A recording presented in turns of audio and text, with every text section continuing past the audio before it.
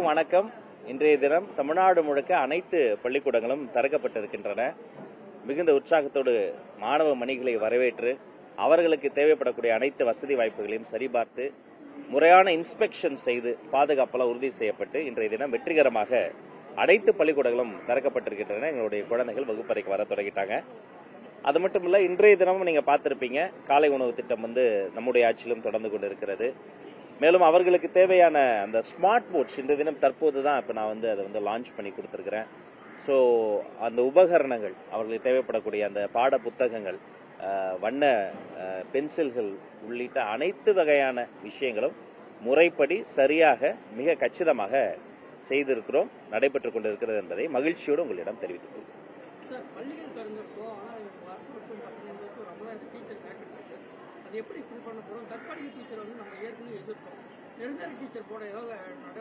ஏற்கனவே ஒரு முறை நான் குறிப்பிட்டதை போல தென்னந்தர் அங்கங்கு எப்போது என்னென்ன பணியிடங்களை நிரப்ப முடியுமோ அதையெல்லாம் துறை சார்ந்த நடவடிக்கையின் மூலமாக செய்து கொண்டிருக்கிறார்கள். ஆனால் சில விஷயங்கள் நீதிமன்றத்தில் இருக்கு. இருந்தாலும் சில விஷயங்களை சட்டப்பூர்வமாக அணுகணும், சில விஷயங்களை மனிதாபிமானத்தோடு அணுகணும். அதையெல்லாம் கலந்து ஆலோசித்து முறைப்படி கவுன்சிலிங் எல்லாம் ஏற்பாடு செய்யப்பட்டு முறைப்படி கூட்டங்கள் நடத்தி அந்த இடங்களும் நிரப்பப்படும் என்பதை தெரிவித்து ஒவ்வொருத்தரா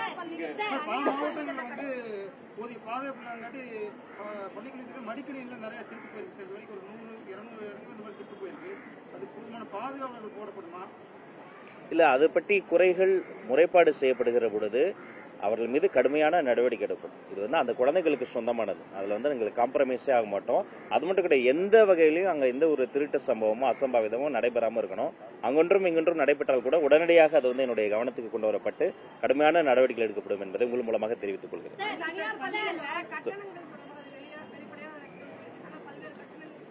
நான் மீண்டும் சொல்லிக்கிறேன், தனியார் பள்ளிக்கூடங்கள் நீங்க எவ்வளவு ஃபீஸ் வாங்குறீங்க, ஃபீஸ் ஸ்ட்ரக்சர் என்பதை டிரான்ஸ்பரண்டா போட்டே ஆகணும்.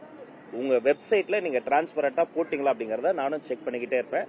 இது இந்த குழந்தைகளினுடைய, இந்த மாநிலத்தினுடைய மண்ணின் மகள்களினுடைய வாழ்க்கை. அது நீங்க கொஞ்சம் புரிஞ்சுக்கணும். கண்டிப்பாக அது ஃபீஸ் ஸ்ட்ரக்சர் என்னங்கறத டிரான்ஸ்பரண்டா போட சொல்லி நான் உத்தரவு போட்டுட்டு அதை நீங்கள் கடைபிடிக்க வேண்டும் என்பதை கேட்டுக்கொள்கிறேன்.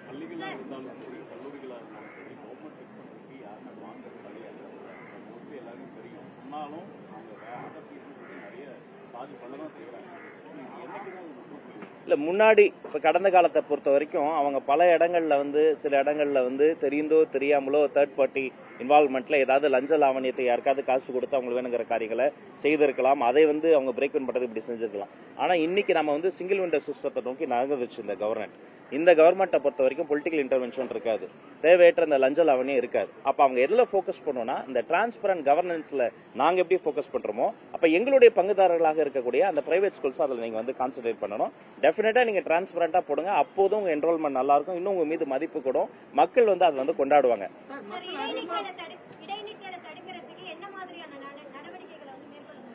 அந்த எந்த பள்ளிக்கூடத்துல அந்த குழந்தைகள் இடைநிற்றல் இருக்கு, என்ன காரணத்தினால இருக்கு, சோசியல் ஸ்டிக்மா இருக்கா, பொருளாதார ப்ராப்ளமா, இல்ல அந்த குடும்ப பின்னணியில் ஏதாவது ப்ராப்ளமாங்கிறத அந்தந்த மாவட்ட நிர்வாகத்தை சார்ந்தவங்க எல்லாம் நாங்க கணக்கெடுக்க சொல்லியிருக்கிறோம். அந்த வீட்டில் இருக்கக்கூடிய அவங்க வீட்டுக்கு, அந்த குழந்தை இருக்கக்கூடிய வீட்டுக்கே நேரில் சென்று அந்த பிரச்சனை களையப்படும். அவர்களுக்கு ஏதாவது ஒரு பொருளாதார உதவியோ இல்ல வேற ஏதாவது சமூகம் சார்ந்த பிரச்சனை இருந்தா அது பேசி சரி செய்யப்படும். முன்பை விட இடைநிற்றல் மிகவும் அதிகமாக குறைந்திருக்கிறது. இன்னும் அந்த இடைநிற்றல் இந்த சின்ன கேப்பை கூட நாங்க பிக்ஸ் பண்ணுவோம்.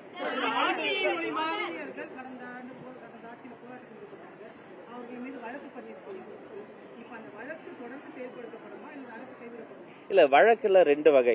ஒன்னு நேரடியாக நீதிமன்றத்தை அணுகிற பொழுது அது நீதி பரிபாலனத்துல நம்ம தலையிடக்கூடாது. அங்க போய் முறைப்படி அந்த வழக்குல நம்ம என்ன சொல்லணுமோ அதை பேசி அவர்கள் கூட தான் நாங்க நிக்கிறோம். ரெண்டாவது, அவர்கள் மீது வேற ஏதாவது இந்த வெஞ்சன்ஸோட அமைப்புகள் மீது, சங்கங்கள் மீது ஏதாவது அப்படி போட்டிருந்தாங்கன்னா அதெல்லாம் நாங்க என்டர்டெயின் பண்ண மாட்டோம். அதை நாங்க கைவிடுவோம். இல்ல, கோரிக்கைகள் அது கோரிக்கைகளுக்கு தான் சொல்றேன். அந்த கோரிக்கைகள்லாம் என்னென்ன சங்கத்துக்கு என்னென்ன கோரிக்கைகள்னு இப்ப கூட பாத்தீங்கன்னா ஆக்சசபிளா என்னை பார்த்துட்டு அவங்க எல்லாம் சந்தித்து அந்த கோரிக்கைகள் எல்லாம் வாங்கி நான் வச்சு டேபுலேஷன் பண்ணிக்கிட்டு தான் இருக்கிறேன். அதெல்லாம் அந்த கோரிக்கைகள் மீது நல்ல முடிவு எடுக்கணுங்கிறத எங்களுடைய எண்ணமும்.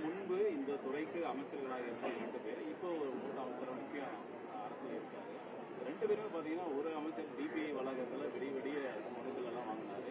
இன்னொரு அமைச்சர் பி.டி. தியாகராயரால அதிகாலை 3 மணி வரைக்கும் மனுக்கள்லாம் 85 சங்க நிர்வாகிகள்கிட்ட வாங்கினாங்க. அதான் 15 ஆண்டுகளாக அவங்க நிறைவேற்றல. அதை 15 நாட்கள்ல நிறைவேற்றணும் உங்களுடைய எதிர்பார்ப்பு இருக்கு. ஆனா நான் என்ன சொல்றேன், வாங்கி வைக்கிறது மட்டும் கிடையாது, அது ஒரு டெக்னிக்கல் ப்ராசஸ் இருக்கு. அதிகாரிகள்கிட்ட பேசணும், கிரீவன்சஸ் மீட்டிங் போடணும், தனித்தனியா சீக்ரிகேஷன் பண்ணணும், ஒரு மிடில் பாயிண்ட்டுக்கு நகரணும். சில விஷயங்களுக்கு நிவாரணம் தீர்வா இருக்கும், சில விஷயங்களுக்கு நிரந்தர பணி தீர்வா இருக்கும். அப்ப எந்த விஷயத்துக்கு எது தீர்வுங்கிறத அவங்க சம்பந்தப்பட்டவங்களோட வச்சு பேசணும். அதை நோக்கி தான் நாமளும் நகர்றோம். பணியில் இருக்கக்கூடிய ஆசிரியர்களுக்கு அந்த தேர்வு எழுத வேண்டிய கட்டாயம் இருக்கு. சுப்ரீம் கோர்ட் ஆர்டர் படி அதை மத்திய அரசு சிறப்பு கவனம் பெற்று அந்த இதை விலக்கு அளிக்கணும்னு சொல்லி ஏற்கனவே இருந்த அரசு சொல்லிட்டு இருந்தாங்க. ஏற்கனவே அந்த அமைச்சர் சொன்னாங்க. நீங்க அதை என்ன நடவடிக்கை? இப்ப அந்த தீர்ப்பு வந்த போதும் நான் பிரஸ்ல அதே தான் சொன்னேன். இன்னொரு வருஷம் வந்திருக்கு. அது சட்டப்பூர்வமா அதை இன்னும் அலசி ஆராய்ந்து அதன் மீது நடவடிக்கை எடுக்கப்படும். அவங்களுக்கு சேதாரம் இல்லாம அவர்களினுடைய நலன் தான் எங்களுடைய துறையினுடைய முதன்மை இலக்குகள்ல ஒண்ணு. அவர்களுக்கு எது நன்மை பயக்கும் அதை பேசி முடிவெடுக்கப்படும். கண்டிப்பா முதல் ஆமா ஆமா சொல்றேன். கடந்த ஆண்டு கொடுத்த புகார்களின் மீது ஏன் நடவடிக்கை எடுக்கப்படல, எந்த காரணத்துக்காக நடவடிக்கை எடுக்கப்படலங்கிறதையும் நான் விசாரிக்க சொல்லியிருக்கிறேன். இனி இப்ப வரக்கூடிய இந்த கல்வியாண்டு இப்ப தொடங்கி இருக்கு இல்லையா, அவங்களுக்கு ஃபீஸ் ஸ்ட்ரக்சர்ல இருந்து வேற ஏதாவது என்ன ப்ராப்ளம் வந்தாலும் சம்பந்தப்பட்ட பள்ளி நிர்வாகத்திடமே அவங்க முறையிடலாம். இல்லையா அவர்களினுடைய மாவட்ட கல்வி அதிகாரிகளையும் தொடர்பு கொள்ளலாம். இல்லைன்னா நேரடியாக என்னுடைய இயக்குநர்கள் இருக்காங்க, என்னுடைய செக்ரட்டரி சார் இருக்கிறாரு, என்னிடமே அவங்க முறையீடு செய்யலாம். அப்ப அவர்களை கூப்பிட்டு ஏன் இப்படி டிரான்ஸ்பரண்டா இல்லாம இருக்கீங்கன்னு சொல்லிட்டு எல்லாருமே என்ன வாங்குறாங்களோ அதை டிரான்ஸ்பரண்டா போடுங்கிறதுக்காக இப்படி ஒரு இதுக்கு முன்னாடி இல்லங்கிறதால தான் இப்படி ஒரு முடிவே நாம எடுத்துக்கிறோம். அப்ப இதை கடைபிடிக்க வேண்டியது எல்லாருடைய பொறுப்பு என்பதை சுட்டிக்காட்டி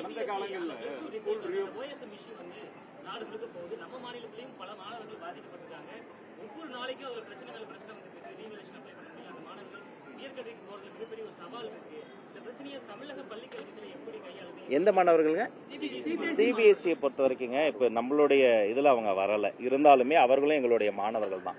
இப்ப அவங்க சம்பந்தப்பட்ட விஷயத்தையும் நான் ஆபீஸ்ல சந்தித்து அவர்கள் சம்பந்தப்பட்ட மனுக்களையும் வாங்கியிருக்கிறேன். இப்ப நம்முடைய பவுண்டரிக்கு உட்பட்டு அவர்களினுடைய பிரச்சனைகளையும் நம்மளால என்னென்ன இன்வால்வ்மெண்ட் பண்ணி அதெல்லாம் சரி செய்ய முடியுமோ அதெல்லாம் நம்ம டிஸ்கஸ் பண்ணிட்டு இருக்கிறோம்.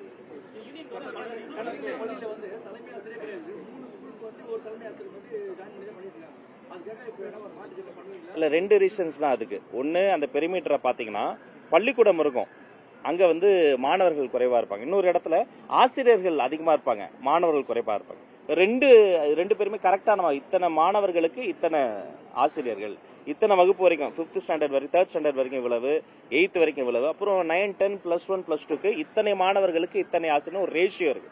அந்த ரேஷியோ சரி செய்யப்பட்டாலே இந்த பிரச்சனை சரியும். அதற்கான முயற்சியும் செய்து கொண்டு ஒரு வகுப்புக்கு ஒரு ஆசிரியரா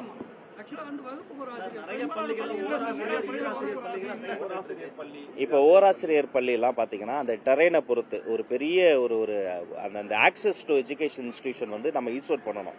அந்த பகுதியில் இருக்கக்கூடிய மாணவர்கள் அந்த பள்ளிக்கூடம் மட்டும் தான் போக முடியும். இப்ப அந்த இடத்திற்கு கூடுதல் ஆசிரியர்களை நியமிக்க முடியாத ஒரு சூழல் இருக்கும். ஆனா அது ஒரே ஒரு ஆசிரியர் இருக்கிறாங்க, ஒரே ஒரு மாணவர் இருக்காங்க என்ற காரணத்தை காட்டி உடனடியாக அதை நான் நெக்லிஜிபிள் பண்ணிட மாட்டோம். அவங்களும் நாங்க எங்களுடைய இன்க்ளூசிவ் நேச்சர்ல அவங்களுக்கு என்னென்ன வசதிகள் தேவையோ, அவர்களுக்கு என்னென்ன இன்ஃப்ராஸ்ட்ரக்சர்ல இருந்து என்னென்ன சப்போர்ட் சிஸ்டம் வேணுமோ அந்த சப்போர்ட் சிஸ்டத்தை எக்ஸ்டெண்ட் பண்றோம்.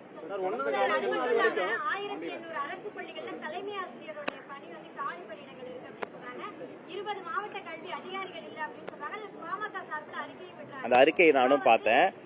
காலி பணியிடங்களை நிரப்புவது உடனே காலி பணியிடங்கள் இருக்குன்னு உடனே போற்ற முடியாது. அதுல ஒரு நிர்வாக சிக்கல் வருது. 2 பேர் ஒரே பணியிடத்திற்கு 2க்கும் அதிகமான அதிகாரிகள் 2க்கும் அதிகமான ஆசிரியர்கள் தேர்வாகிற பொழுது அவங்கள யாரு சீனியாரிட்டி, எந்த அடிப்படை, அவங்களுடைய டிகிரி, அவர்களுடைய எக்ஸ்பீரியன்ஸ் அப்படின்னா அது ஒரு புரோட்டோகால் இருக்கு. அதன்படி விரைந்து முடிவெடுத்து விரைந்து அந்த பணியிடங்கள் நிரப்பதான் போறோம்.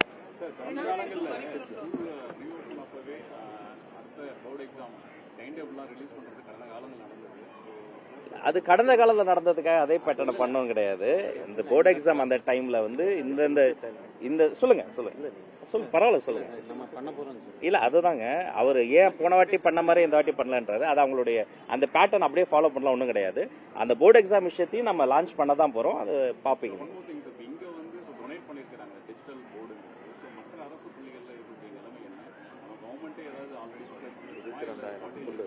இல்ல எல்லா பள்ளிக்கூடங்களையும் இப்போ நம்ம இதே மாதிரி மாத்தணுங்கிறது தான் நம்முடைய இலக்கு. ஒவ்வொரு ஸ்டெப்பா எடுத்து வச்சு நம்ம போயிட்டே இருக்கிறோம். ஒரே நைட்லயோ ஒரே நாள்லயோ எல்லா பள்ளிக்கூடங்களையும் மாற்றி விட முடியாது. ஆனால் ஒரு நாள், ஒரு நைட், ஒரு டேல இது நிச்சயமாக நடக்கும். அதை செய்வதற்காக தான் நாங்கள் வந்திருக்கோம். நன்றி.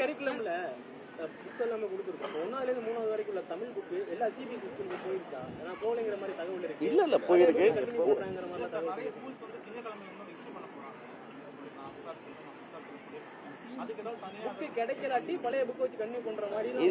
இல்ல புக்கெல்லாம் போயிருக்கு. ஒருவேளை அவங்களுக்கு புக்கு கிடைக்கலன்னா உடனடியாக அந்த புக்ஸை வந்து கொண்டு போய் சேர்ப்பதற்கான லாஜிஸ்டிக்ஸ்ல ஏதாவது ப்ராப்ளம் இருந்தாலும் அதுவும் சரி செய்யப்படும். புக்கு போய் சேர்ந்துரும். அதான் சொன்னாங்க. அது நம்ம வந்து ஒரு புரோட்டோகால் இருக்கு, அதன்படி விரைந்து அந்த பணியிடங்கள் நிரப்பப்படும்.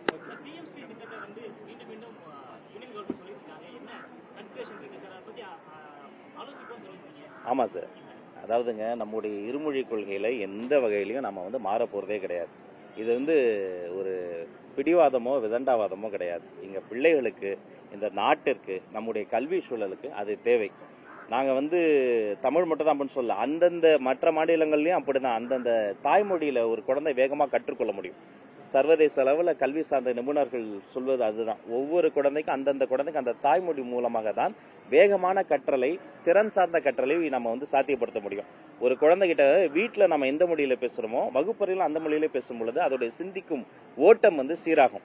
நீங்க வகுப்புல வேற மொழியில பேசுகிற பொழுது அதற்கு ஒரு வயசு தேவைப்படுகிறது. அப்ப உலகத்தோடு தொடர்பு கொள்வதற்கு ஆங்கில மொழியை நம்ம பயன்படுத்துறோம். அதன் பிறகு அதுல பல்வேறு விஷயங்கள் இருக்கு. ஒரு 4-5 மேட்டர்ல நம்ம வந்து கான்ட்ரடிக்ஷன் இருக்கு. அதனால இதை காரணம் காட்டி நாங்க வந்து ஃபண்டு தரமாட்டோம் என்று சொல்வது வந்து ஏற்புடையதல்ல. நிச்சயமாக இங்கோ அல்லது டெல்லிக்கோ சென்று கூட நேரில் கூட சென்று நாங்கள் பேசுவதற்கு தயாராக இருக்கிறோம். இதுதான் எங்கள் நிலைப்பாடு.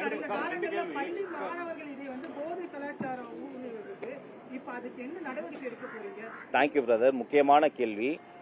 என்னுடைய குழந்தைகளுக்கு நான் தான் சொல்வேன், கல்வியில் வெல்வதை விட ஒரு பெரிய போதை கிடையாது.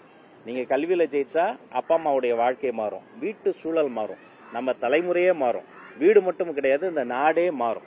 அப்ப இந்த டிஸ்ட்ராக்ஷன்ஸ் எப்படி, ஒரு பள்ளிக்கூடம் வர வழியில இருக்கக்கூடிய பாதை, நம்மோடு பழகக்கூடிய சில நண்பர்கள் ஏதோ ஒரு வகையில பண்ற இன்ஃப்ளூயன்ஸ், அல்லது நம்ம கண்ணால் பார்ப்பது, வாயால் நுகர்வது, காதால் கேட்பது, இதை போன்ற விஷயங்கள்ல நம்மள வந்து பொல்யூட் பண்ணக்கூடிய விஷயங்கள், இதை விட்டு விலகி இருங்கள். உங்களுக்கு ஒருவேளை அப்படி யாராவது உங்களை வந்து அப்ரோச் பண்ணாங்கன்னா கூட உடனடியாக உங்கள் தலைமை ஆசிரியரிடம் நேரடியாக வந்து நீங்கள் வந்து கம்ப்ளைண்ட் பண்ணலாம். எந்த வகையிலையும் நம்ம வந்து அதை டாலரேட் பண்ண மாட்டோம். 0 டாலரன்ஸ் ஆன் ட்ரக்ஸ். இந்த ஒவ்வொரு கேம்பஸுமே ஒரு ட்ரக் ஃப்ரீ கேம்பஸாக, இந்த கேம்பஸ்க்கு வர பாதையே நாங்க வந்து ரொம்ப ட்ரக் ஃப்ரீ ஸ்பேஸாக மாற்றுவதில் கண்ணும் கருத்துமா இருக்கிறோம். ஒருவேளை அப்படி நான் என் குழந்தைகளுக்கு சொல்றேன், யாராவது உங்களை அப்ரோச் பண்ணா கூட கவலையே படாதீங்க, ஸ்ட்ரைட்டா வாங்க, HM கிட்ட சொல்லுங்க, சம்பந்தப்பட்டவங்க அந்த இடத்துல இருக்கவே முடியாது.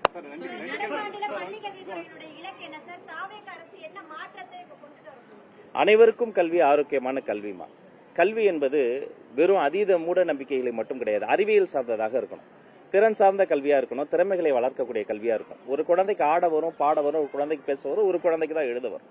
அப்ப ஆட வர குழந்தையை ஆடவும் பாடவும் பேசவும் அவர்களின் தனித்தன்மையை தனித்திறமையை வளர்ப்பதற்குமான ஒரு கேட்டலிஸ்ட் தான் இந்த கேம்பஸ். கல்வி என்பது என்ன, வெறும் கட்டிடமா உபகரணமா கிடையாது. கல்வி என்பது இங்க இருக்கக்கூடிய இந்த டீச்சர்ஸும் அந்த ஸ்டூடெண்ட்ஸும் அந்த கற்றலை, அந்த கல்வியை அந்த குழந்தைகளை தருவதற்கான அந்த டீச்சர்ஸ் வந்து அதை மட்டும் போக்கஸ் செய்வதற்கு அவர்களுக்கு தேவையான வசதிகளை செய்து தந்திருக்கிறோம். இப்ப அந்த மாணவர்கள் தரக்கூடிய அந்த பயிற்சிகளை வாங்கி உள்வாங்கி அவர்களினுடைய திறமை வளர்த்துக் கொள்வதற்கு அவர்களுக்கு ஒரு என்ஹான்ஸ்டு ஒரு என்விரான்மெண்ட்டை தரும்.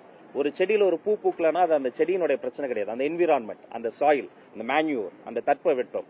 ஒரு பிள்ளைக்கு ஒரு குழந்தைக்கு பாடம் வரல, படிக்க வரலன்னா அது குழந்தையினுடைய பிரச்சனையே கிடையாது, அதோட என்விரான்மெண்ட், குடும்ப சூழல், கல்வி சூழல், வகுப்பறை சூழல். அப்ப இந்த குடும்ப சூழலையும் கல்வி சூழலையும் வகுப்பறை சூழலையும் மேம்படுத்தி இந்த கல்வியை சமத்துவமான கல்வியா, எல்லோருக்குமான சமூக நீதி கல்வியா, எல்லோரையும் உள்ளடக்கிய கல்வியா, இன்க்ளூசிவா.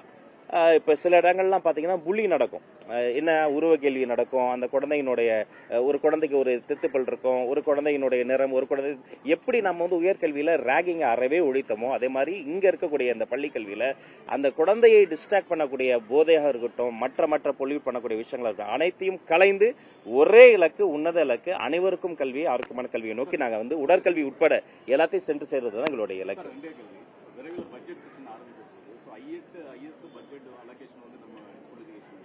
இந்த முறை பட்ஜெட் அலோகேஷன் எவ்வளவு இருக்கு வாய்ப்பு இருக்கு, புதிய திட்டங்கள் ஏதாவது வரதுகள் வாய்ப்பு இருக்கா? ரெண்டாவது மேனிஃபெஸ்டோல, உங்களுடைய மேனிஃபெஸ்டோல ஸ்கூல் எஜுகேஷன் ரிலேட்டடா நிறைய அறிவிப்புகள்லாம் வந்திருக்கு, அது எப்போ இம்ப்ளிமெண்டேஷன் வருங்கிற எதிர்பார்ப்பும் நிறைய பேர் மத்தியில் இருக்கு.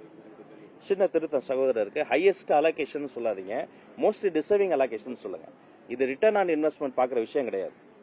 ரூபா போட்டு 2 ரூபா எடுக்கிறது முதல் கிடையாது. இது லாப கணக்கு கிடையாது. இது என்னுடைய கடமை. இந்த குழந்தைகளுக்கு ஸ்பெண்ட் பண்ணாம நாங்க எந்த குழந்தைக்கு ஸ்பெண்ட் பண்ண போறோம்? இப்படி ஸ்பெண்ட் பண்ணப்பட்ட ஒரு கேம்பஸ்ல இருந்து தான் மயில்சாமி அண்ணாதுரை வந்தாரு, இஸ்ரோ சிவன் வந்தாரு, எங்க ஐயா கலாமே அப்துல் கலாமே அப்படிதான் வந்தாரு. அதனால இது மோஸ்ட் டிசர்விங் டிபார்ட்மெண்ட். இன்னும் கூட நிறைய தேவைப்படுது. இருக்கிறதே எனக்கு பத்தல, இன்னும் நிறைய தேவைப்படுது. அங்கங்க லீக்கேஜ் இருக்கு.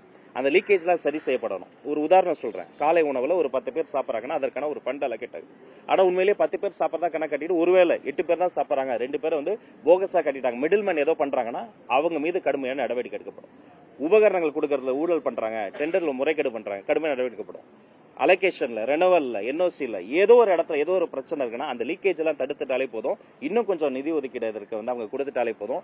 ஒரு நாள் இந்த கல்வி கனவுகள் பலிக்கும். அனைவருக்கும் நன்றி. சாரி, மேனிபெஸ்டோல சொன்னதும் ஒரே நிமிஷம். கல்வி சார்ந்த மேனிபெஸ்டோல சொன்னதும் இதே மாதிரி அதிகாரிகளினோடு கலந்து பேசி நிதி நல்கை பெற்று நிதி ஒதுக்கீடு பெற்று நிச்சயமாக நிறைவேற்றப்படும்.